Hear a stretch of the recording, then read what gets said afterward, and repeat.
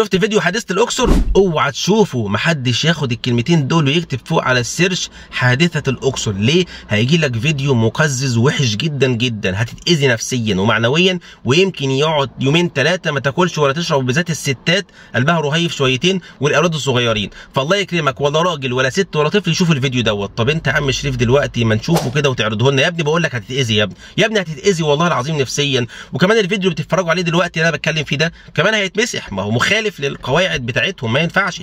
طب ايه المشكله فيه يا عم؟ صلي على النبي عليه الصلاه والسلام كده في التعليقات عشان الفيديو يوصل لغيرك، عشان تسمع كلام في غايه الاهميه.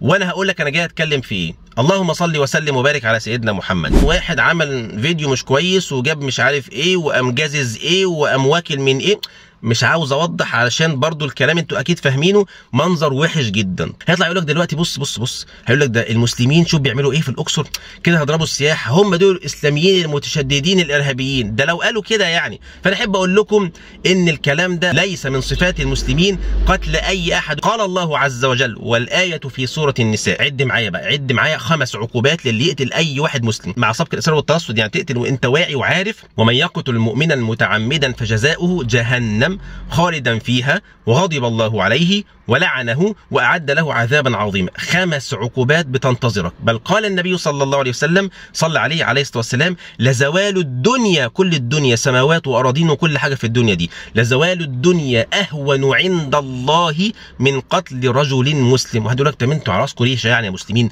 يعني غير المسلمين يا عم شريف نقتلهم؟ لا يا حبيبي، مين قال كده؟ مين قال كده يا عم؟ صلى على النبي عليه الصلاه والسلام.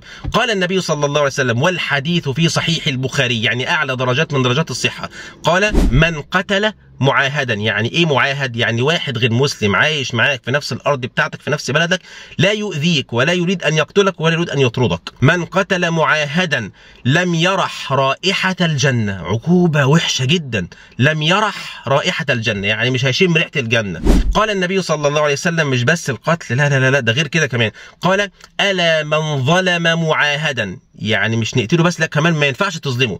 اسمع وعد معايا. الا من ظلم معاهدا او انتقصه أو حمله فوق طاقته أو أخذ منه شيئا بغير طيب نفس، رحت سرقت وقلت أموالهم غنيمة لنا يا أخ علي، فأنا حجيجه يوم القيامة.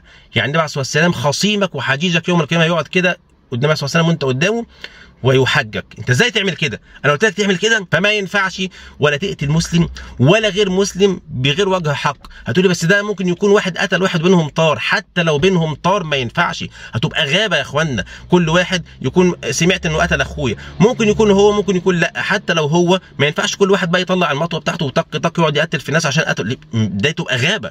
في قانون. طب لو ما فيش قانون ومحدش هياخد حقي يوم القيامه، يقتص رب العالمين، ياخذ هذا الحق المظلوم من الظالم، يقتص الله عز وجل من الظالم للمظلوم. أتدرون من المفلس؟ من المفلس يا رسول الله؟